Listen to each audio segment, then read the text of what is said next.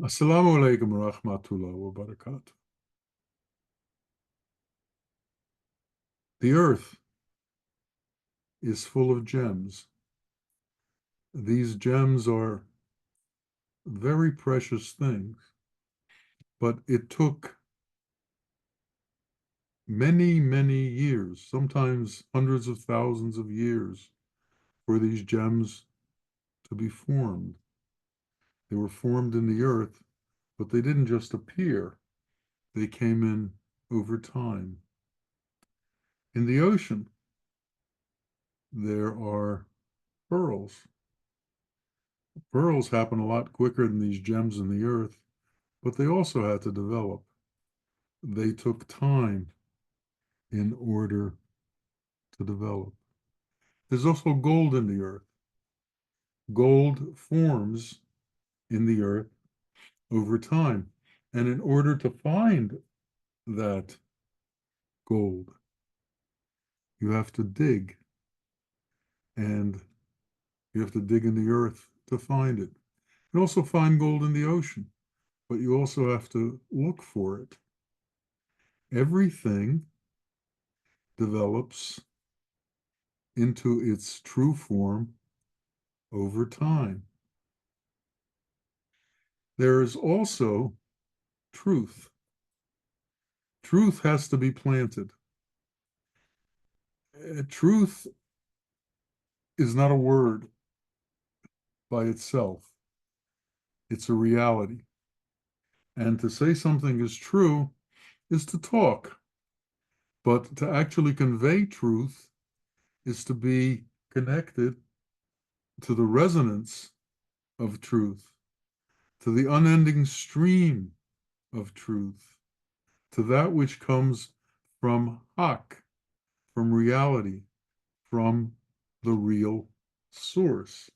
So to say that the religions from the East have come to the West is talk. If the religion in the East is without truth, when it comes to the West, it'll also be without truth. If the religion in the East is false, when it comes to the West, it'll still be false. However, if there is truth and truth is planted, that truth can grow and spread. And the West may be a more fertile place for the planting of truth right now than the East. The East has been so inundated with its own way, so repetitive in its own way, that there's no room left for the deen to be truthful. Muhaiyaddeen comes to revive the truth, but there are those all over the world who don't want a revival of the truth. Reviving the truth is a danger to them because it would mean that they would have to change the way things are. It would have to change the way things that they want are, and they would have to change it to something else, which may be contrary to their intentions. So, for the truth to be brought out, you need fertile soil for the truth. You need ears that aren't clogged. You need hearts that are open to receiving and haven't been closed off. And those who have been entrenched in religion for many, many years are closed off. And it's very difficult to reopen them. Um, let's talk about each one of us. Let's talk about ourselves. We have to develop into our final form, just as A gem cutter finds the gem and then facets it so that it gives off the most light. We need to become faceted. We need to become real. We need to open ourselves up to the truth. We need to understand the nature of the heart. The heart is much more than we know. The heart is much more than the scientists can understand. Scientists can measure almost every part of the human body, but they cannot estimate the true value of the heart. They cannot estimate what the heart can open itself up to and how the heart can progress. The heart has to become a flower garden of the most beautiful fragrances and of the most beautiful flowers. And when it becomes this, things begin to happen. Things begin to happen for the individual that this happens to and for all of those around him.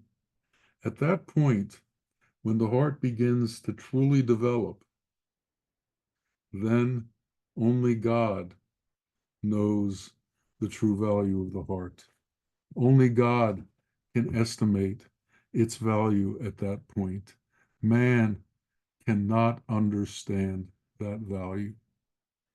Now, as growth occurs, there are two levels to growth. There's intellectual growth and there's divine growth. Most of the world is satisfied with intellectual growth. They're satisfied with discussing the philosophy of religion. They're satisfied with discussing the philosophy of God. They're satisfied with discussing these things as opposed to becoming these things. That's the difference between the intellect and wisdom. Wisdom is an actual becoming. Intellect is a discussion.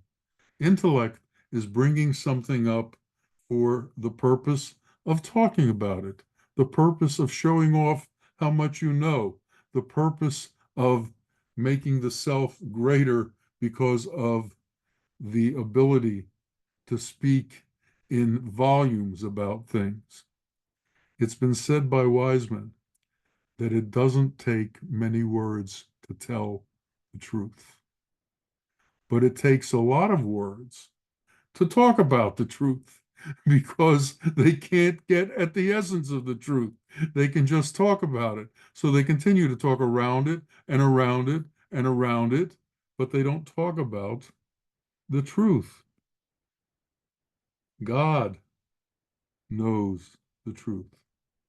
God is everywhere. And God is looking to find a place in your heart to reside. And when your heart is open, and when the honey of wisdom has entered your heart, then your heart becomes an appropriate residence for God, and God can come into you. And if that happens, then you can begin to grow, and you can begin to be in touch with that which is divine. And how does the heart grow? How does the heart grow like a flower grows? How does the heart grow like a tree grows? The heart grows with justice. The heart grows with mercy. The heart grows with compassion. The heart grows with divine justice. It gains in value as it gains these qualities. It becomes more sublime as it gains these qualities. It becomes more valuable. You see, what's valuable in reality, what's valuable to God is the heart that is intertwined with God's qualities. If it's not intertwined with God's qualities, then it's worldly. If it's worldly, it's illusory. If it's illusory, it is subject to disappear. And if it's subject to disappear, then what value does it have? So, in truth, if we are looking for reality, we have to become reality. We have to become that which is real. But in the same way that the heart can grow with mercy and compassion and justice and the equality amongst all people without mind and desire, without religion, without prejudice, it can also allow dirt to get in it. And if it allows dirt to get in it, the dirt will grow in the same way the divine qualities will grow. And the dirt can overwhelm the divine qualities. So we have to be very careful about maintaining the purity of our hearts, maintaining the essence of the truth within us and intending that truth. And that way, there is an immeasurable value to the heart that only God will know, only God will understand. Allah never goes away from us. He is always with us, and He always understands the value of man and the value of man's heart. He is interested in seeing this grow, and He's interested in seeing the growth of this. He is interested in man understanding that in truth, we have to reject all that isn't Allah. We have to let go of everything that isn't Allah. And this can be very complicated depending upon how entwined we are with this world. You know, when Adam was created, Adam had a special place in God's superstructure of the way He developed things. And God said to all of creation, stand behind Adam to pray.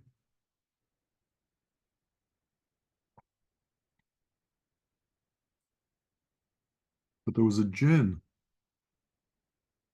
whose name was Abu, who refused to stand behind Adam.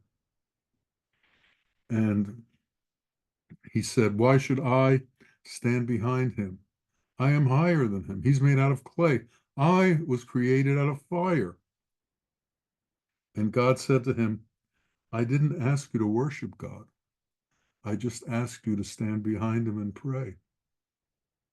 And this jinn, who later became known as Satan, still refused. And Allah then labeled him the abhorrent one. And some jinns went with him, and they became the evil spirits connected to Satan. And they still prayed, but they wouldn't pray behind Adam. They wouldn't follow God's instructions. Their arrogance was such that they knew better than God knew, and they understood better than God understood. And we have to be very careful about this. We have to be very careful about our arrogance. Do we know better than God knows? When God makes a direct command, do we understand better than God knows? You know, the prophets came, and the prophets brought commandments. All the prophets essentially brought the same message. All of the prophets brought commandments for man to live by. All of the prophets are gone now, but commandments are coming through ketubs. And if you are fortunate enough to find a ketub on this earth, the words that come from his mouth are commandments. Why? Because he is an abd, a slave of God, and God gives him instructions, and God gives him his resonance, and God allows him to convey the truth. So we as men can either listen to these words of the ketub if we find one, and they become commandments for our life, or they become just words and we don't listen to them at all because we don't wish to. But the opportunity to follow the commandments of a ketub, if you find them, is for a very short period of time. And if this happens in your life, you have to take advantage of it because it'll be a great blessing for your life to be able to get words from the ketub and to be able to find the reality within those words.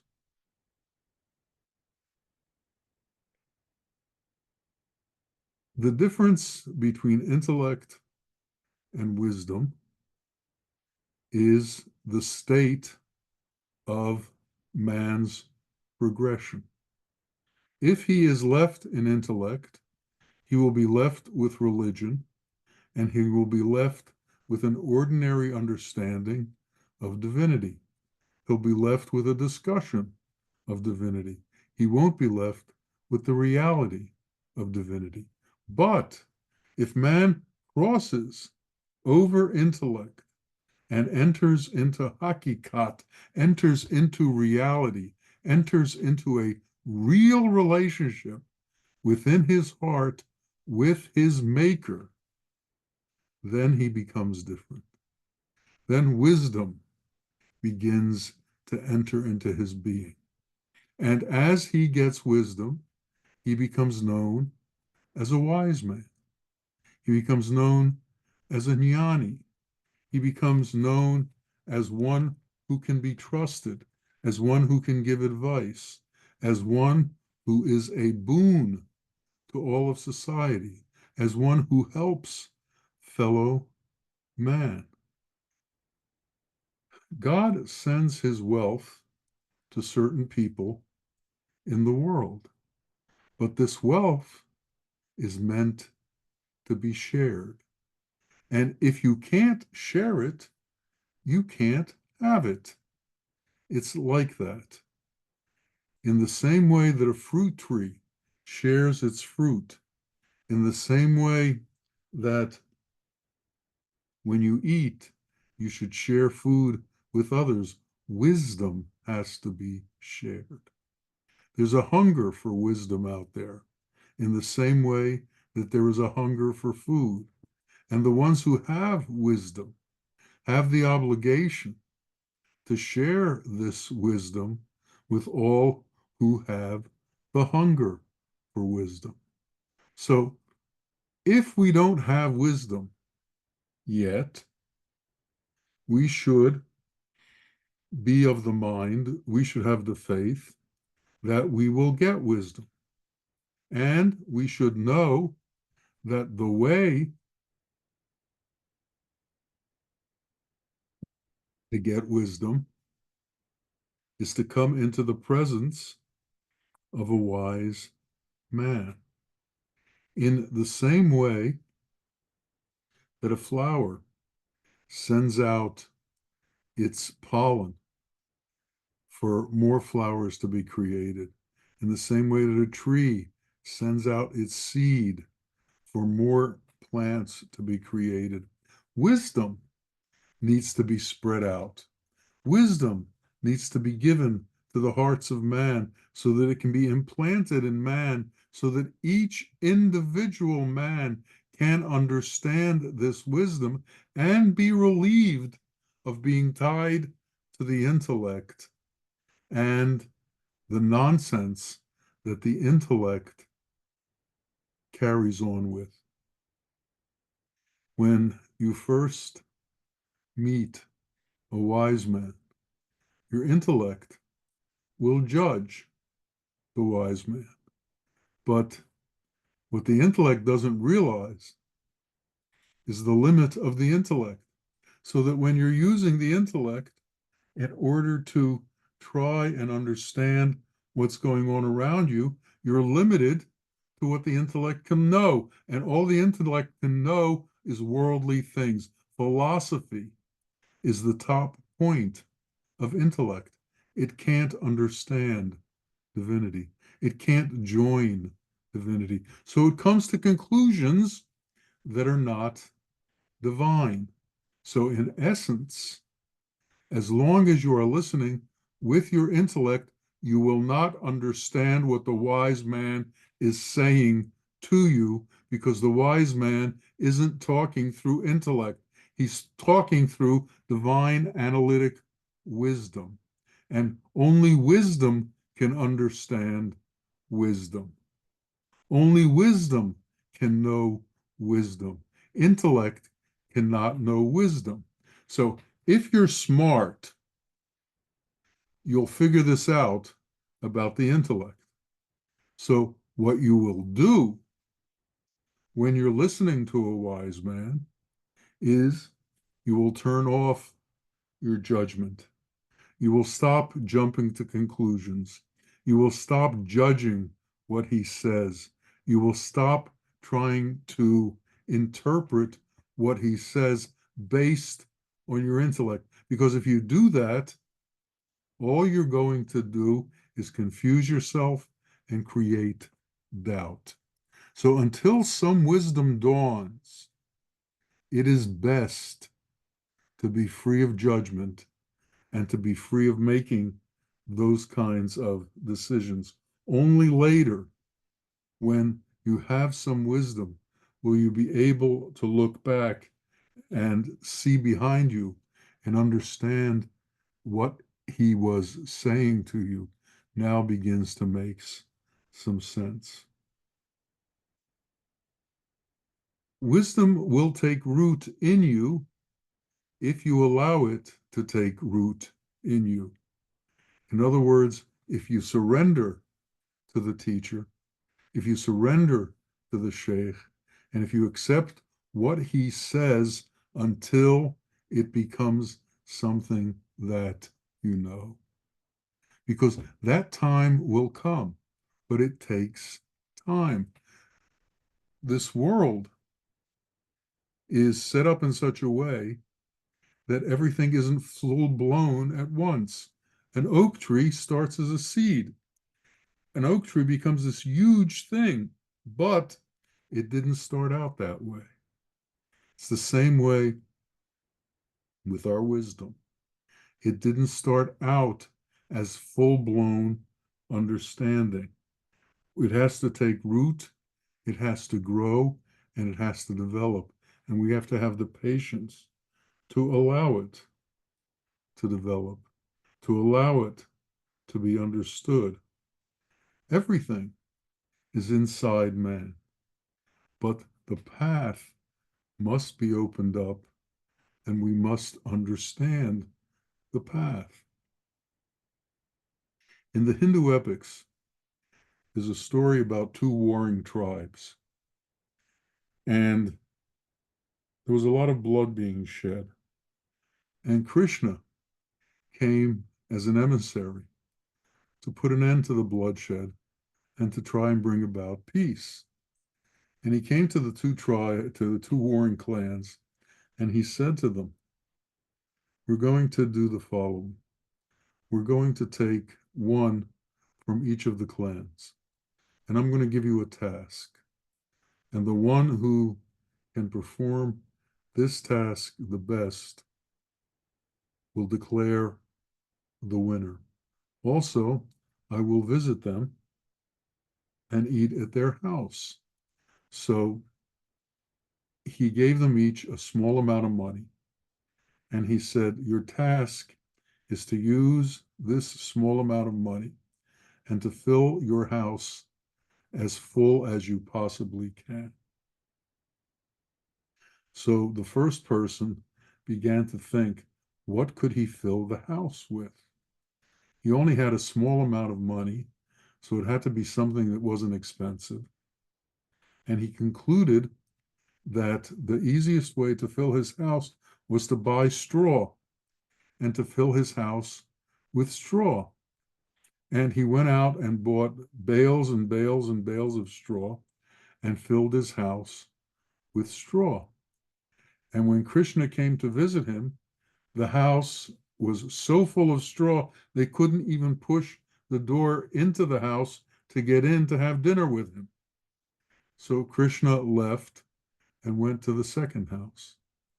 In the second house, this man bought a wick, a little bit of oil, and a lamp. And he put the oil in the lamp, put the wick in the oil, and lit it. And it created a light. And he filled his house with light and removed the darkness. In doing this, he opened up the path for himself to follow the truth. And Krishna could walk into his house, and Krishna could sit and eat with him, because even though the house was full, it was now full of light, and there was room for all of them. We have to make ourselves full of light. We have to make ourselves remove the darkness. The heart can only be made full of light if we choose the path of purity, if we choose the path wherein we understand the difference between what's right and wrong. We understand the difference between the qualities. We understand that in order to find peace, we must become peaceful. God's qualities are what brings about peace. Peace is one of the names of God. And if we don't have God's qualities, we can't have peace. The honey of wisdom is what brings about an understanding of these qualities. Out of all of God's creations, only man is capable of developing analytic wisdom.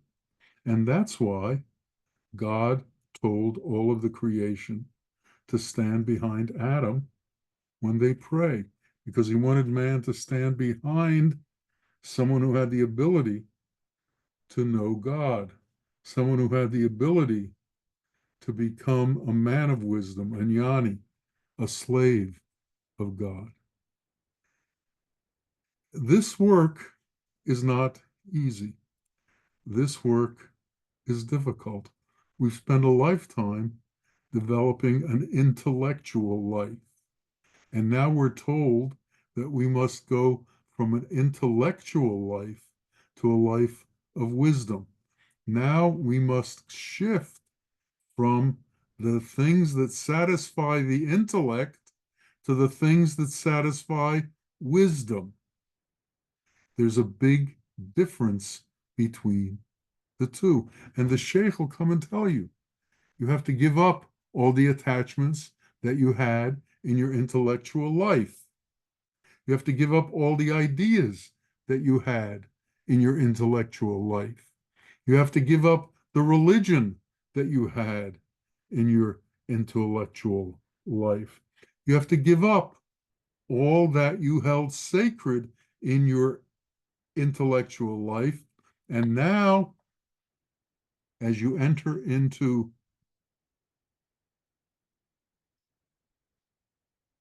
the state of wisdom, you begin to have a whole new understanding of what is real and what is false. And this is a difficult transition. People become angry when they are asked to make this transition. How dare you ask me to give up everything that I've worked for all my life. How dare you ask me to give up all that I've accumulated? Man comes into this world, he eats, he sleeps, he accumulates wealth, he gets married, he does all these worldly things. And the teacher, the sheikh, the guru now tells him these are all temporary things that you have to give up. These are all things that have very little meaning for you as you enter into truth. These are all things that you need to let go of. And when you hear this, you become annoyed. You're told you have to give up your arrogance. You have to give up your karma. You have to give up your maya. You have to give up the worldly arts. You have to give up the sexual arts. You have to give up the religious arts. You have to give up the monkey mind, and you have to give up desire. To make this shift, certain things have to happen within you. And one of them is that you have to develop immense gratitude. You have to thank God every moment that you found a teacher that is telling you the truth. Even though you may not understand the truth, understand that the path to the truth is being opened up for you. And be grateful for that. Because if you are not grateful, lots of things begin to happen. You become resentful. You become angry. When you misunderstand or can't understand, you begin to have doubt. So doubt has to be thrown out. Resentment has to be thrown out. Arguing with the teacher has to be thrown out. All of these things have to be given up. And you have to be able to have the patience to wait for the awakening of wisdom within you. Remember that God has sent all of these teachers into the world for the purpose of elevating you, for the purpose of taking you from the intellect to the divine, for the purpose of taking you from the intellect to wisdom. This is God's plan for you. Don't fight God's plan. Allow it to take hold of you. Allow it to bring you to the point where truth can enter you. Become soft, become melted, become surrendered. And in that surrender, wisdom will find a place to be planted inside of you. And as it's planted inside of you, truth will take hold of you and you will become different. You'll stop judging the teacher. You'll begin to understand that which you don't understand now, you'll understand later, and you'll be able to wait. You'll begin to understand that the words of the teacher are commandments. They're not just words. They're words that carry the weight of the truth. And they carry the weight of Allah's truth. And if you are going to make progress, you have to take these words and use them as the rules and regulations of your own life. For those who are willing to accept the words, for those who are willing to change in accordance with those words, wisdom will grow. For those who are not willing to do that, they'll remain in the world of the intellect, and the intellect will convince them that they know what they are doing. The intellect is very, very arrogant and will never come to the conclusion that it doesn't know. The intellect always knows, and the intellect always thinks that it understands, even though it doesn't understand. And it essentially builds a wall between itself and the truth. The ones who don't accept the truth have an agitation in their heart. Something is going on within them that won't allow them to sit still. Something is going on within them that won't allow them to surrender. In the same way that a boat cannot travel in an agitated ocean, man cannot make progress with an agitated mind. And one of the things that calms the mind is gratitude. You see, the mind and desire always want something else. But if you're grateful, if you're satisfied with what you got, this calms the mind and it calms desire. And when the mind and desire are calm, wisdom can make headway inside of you, and you can begin to know the truth. It'll open up to you. But there are also those disciples who are very stubborn. They only want to do things their own way. And it's very dangerous for them, because if you find a wise man and if you don't listen to him, the odds are that you will go astray and you'll never find another one to replace him. You'll never find one who can tell you the truth.